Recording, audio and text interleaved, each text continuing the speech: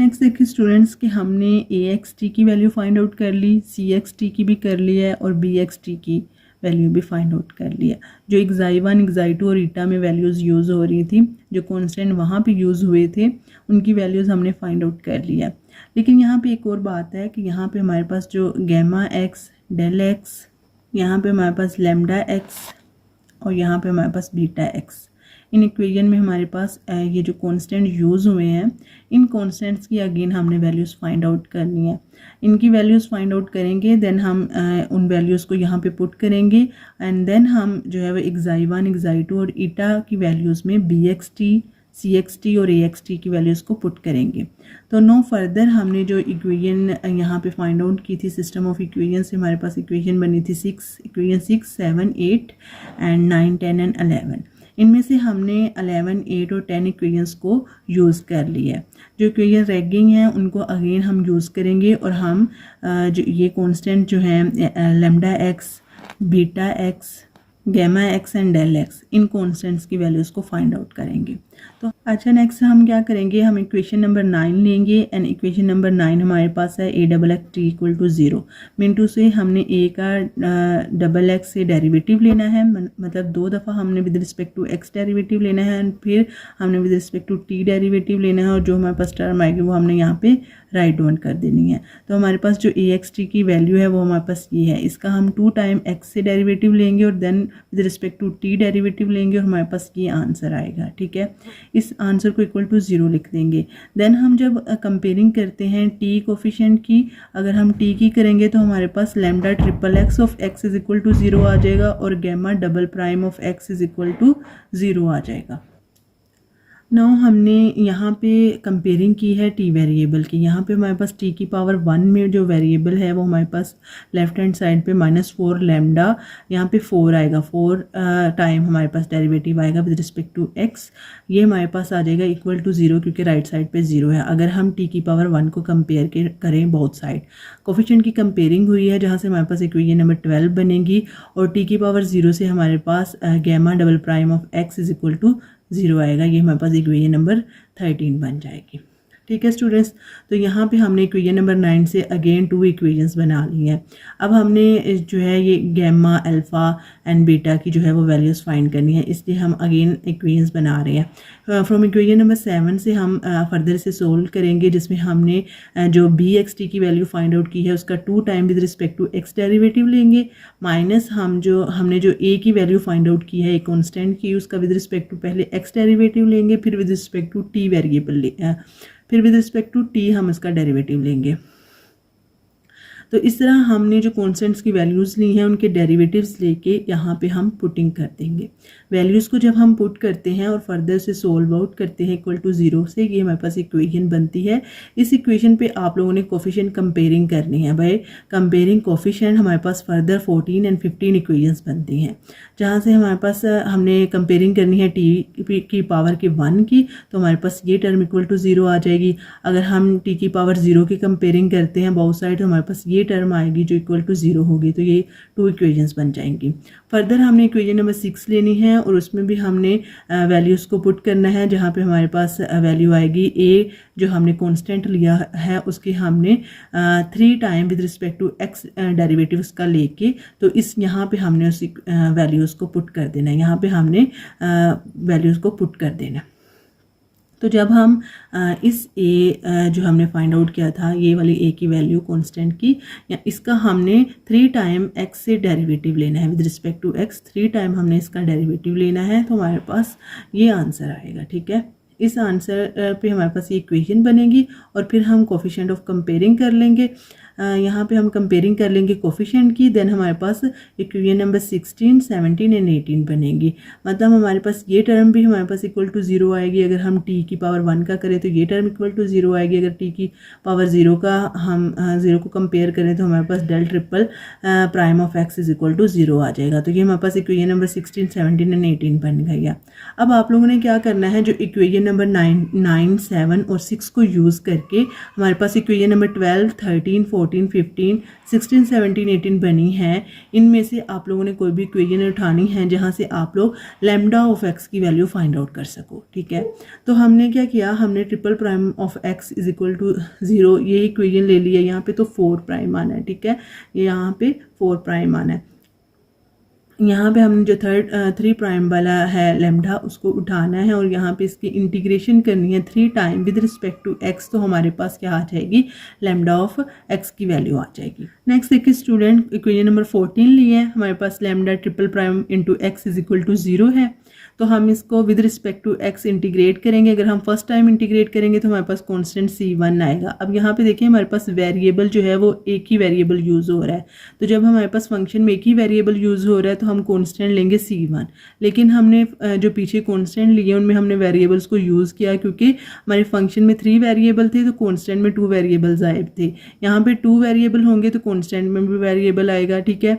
लेकिन यहाँ पे आप लोग देखेंगे जब हम लैम्डा की इंटीग्रेशन कर रहे हैं तो हमने सिर्फ एक ही कांस्टेंट c1 लिखा है, इसमें कोई वेरिएबल नहीं आएगा क्योंकि हमारे पास जो फंक्शन है उसमें एक ही वेरिएबल इन्वॉल्व है, ठीक है। तो यहाँ पे हम कांस्टेंट c1 लेंगे। अगेन जब इस टर्म की आप इंटीग्रेशन करेंगे विद रिस्पेक्ट टू x तो हमारे पास c1x प्लस c2 आएगा। ये c2 हमारा सेकंड कांस्टेंट आ जाएगा।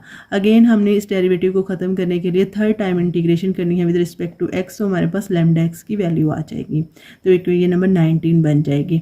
इस लैम्डा x की वैल्यू को हमने फाइंड आउट किया है ताकि हम जो हमारे पास a इंटू एक्स की वैल्यू जो भी हमारे पास कांस्टेंट xi1 xi2 और ईटा में यूज़ हुए थे उनकी वैल्यूज़ में हम इसको पुट कर सकेंगे।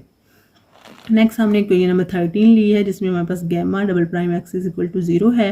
तो इसकी हम इंटीग्रेशन करेंगे विद रिस्पेक्ट टू एक्स, हमारे पास ये इक्वेशन आ जाएगी। तो यहाँ से हमारे पास लैम्डा इंटू एक्स की वैल्यू आ जाएगी। फिर इक्वेशन नंबर 15 को सोल्व करेंगे। इक्वेशन नंबर 15 में हम क्या करेंगे कि हम गैमा प्राइम इंटू एक्स की जो वैल्यू है c4 इसको यहाँ पे पुट करेंगे।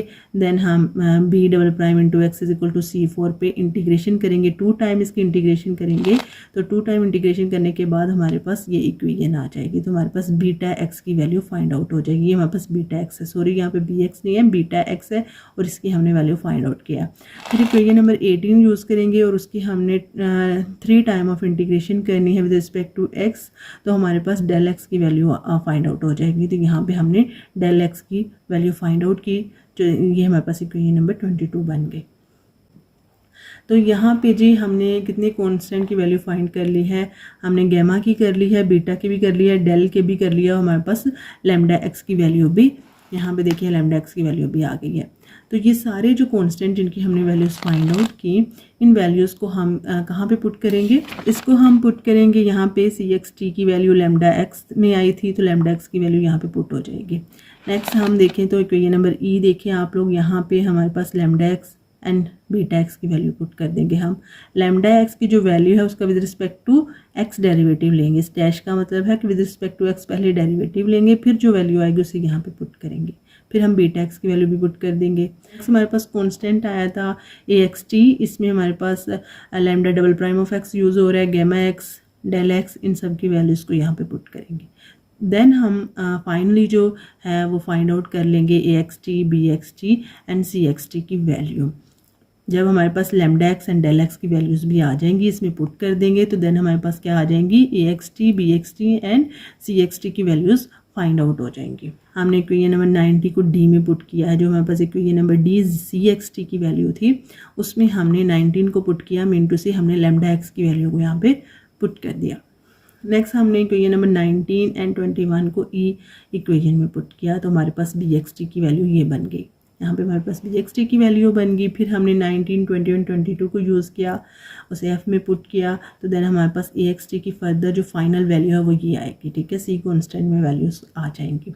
अब जी फाइनल हमारा जो रिज़ल्ट है xi1, xi2 एंड ईटा का वो आ जाएगा जहाँ पे हम कांस्टेंट की वैल्यूज़ को पुट कर देंगे। यहाँ पे हमारे पास xi2xtu है जिसकी वैल्यू हमारे पास क्या आई थी, यहाँ पे हम देख लेते हैं स्टूडेंट्स। तो यहाँ पे देखें xi2xtu इक्वल टू AXT, ठीक है। तो हमने इक्वेशंस को फर्दर सोल्व करके AXT की वैल्यू फाइंड की है, उस वैल्यू को यहाँ पे हम पुट करेंगे तो हमारे पास फाइनल वैल्यू xi2 की आ जाएगी।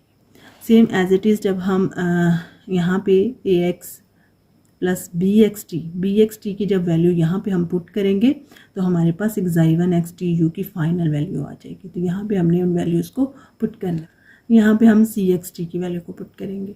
तो यहाँ पे देखिए हमने सिंपली क्या किया है, वैल्यूज़ को पुट किया है। तो हमारे पास इक्वेशन बनी है xi2 xtu equal to -2c1t square plus c4xt plus c5t plus c8, यहाँ पे कॉन्स्टेंट आ गए हैं, ठीक है।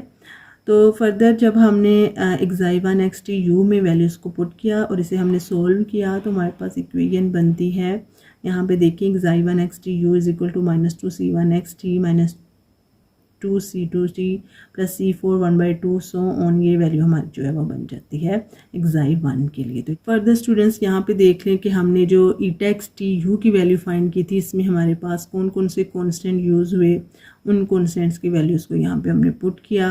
देन फर्दर हमारे पास ये इक्वेशन आ गई है ईटा xtu की, ठीक है। तो ये हमारे पास फाइनल वैल्यू आई है ईटा xtu की।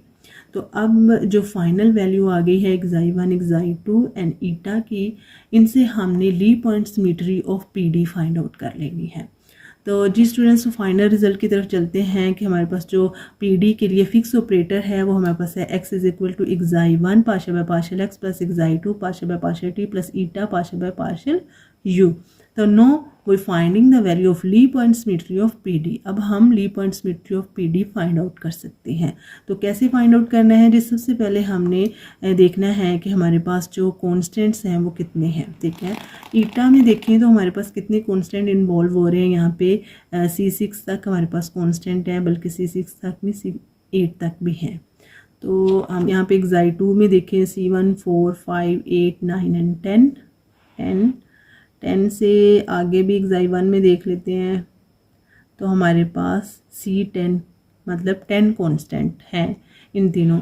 अगर हमारे पास कॉन्स्टेंट्स की वैल्यू 10 है तो ऑब्वियसली हमारे पास जो ली पॉइंट्स मीटरी आएंगी पीडी के लिए वो भी 10 होंगी, ठीक है। तो फिक्स ऑपरेटर यहाँ पे हमने लिखा है। इस फिक्स ऑपरेटर में हम सबसे पहले C1 को 1 रखेंगे, जहाँ पे C1 है वहाँ पे 1 पुट करेंगे, अदर टर्म जो है वो 0 होंगी। तो हमारे पास xi1 एंड xi2 एंड ईटा की क्या वैल्यू आएंगी, ये कैसे आपने चेक करना है कि आपने देखना है यहाँ पे ईटा है तो ईटा वाली टर्म में C1 कहाँ पे है, C1 यहाँ पे है। तो C1 1 अगर आएगा तो 1 के साथ ये वाली टर्म मल्टीप्लाई होगी x²/2, बाकी ये सारी टर्म्स क्या हो जाएंगी, 0 हो जाएंगी। तो हमारे पास ईटा की क्या वैल्यू आएगी जब हम C1 को 1 रखेंगे x²/2। तो यहाँ पे जी हमने ईटा की वैल्यू क्या लिखी है, x²/2। सेम अगर हमें xi2 की वैल्यू देखनी है तो यहाँ पे हम C1 को 1 रखेंगे। C1 के लिए देख रहे हैं तो C1 को 1 रखेंगे तो मल्टीपल में -2t² आ रहा है, ठीक है। बाकी ये सारी टर्म क्या हो जाएंगी, 0 हो जाएंगी। तो xi2 की क्या वैल्यू आएगी, -2t²। और अगर xi1 की हम देखें तो हम कह रहे हैं C1 को 1 रखना है, 1 रखना है तो -2xt इसकी वैल्यू आएगी।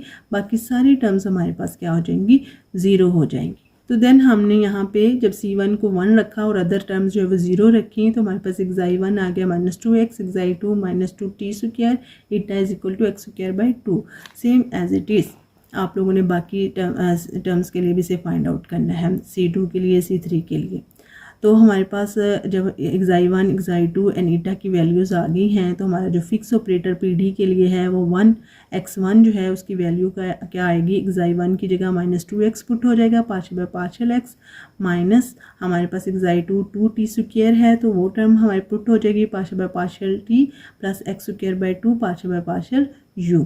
तो यहाँ पे सिंपली हमने ईटा xi2 और xi1 की वैल्यूज़ को पुट किया तो हमारे पास x1 की वैल्यू आ गई है, ठीक है। फिर हमने जब C2 को इक्वल टू 1 रखना है और रेस्ट 0, बाकी सारी टर्म को 0 कर देना है। तो xi1 की वैल्यू क्या आएगी, xi2 की एंड ईटा की, ये वैल्यूज़ जो हैं ये फिक्स ऑपरेटर में क्या कर देनी है, पुट। तो ये हमारे पास ली पॉइंट्स मीटरी ऑफ पीडी आ जाएगी। हमारे पास कितने कांस्टेंट थे, 10 कांस्टेंट थे। तो यहाँ पे आप लोग देख सकते हैं कि हमारे पास 10 ली पॉइंट्स मीटरी ऑफ पीडी आ गई है। सेम इसी मेथड से आप लोगों ने सारी ली पॉइंट्स मीटरीज को फाइंड आउट कर लेना है।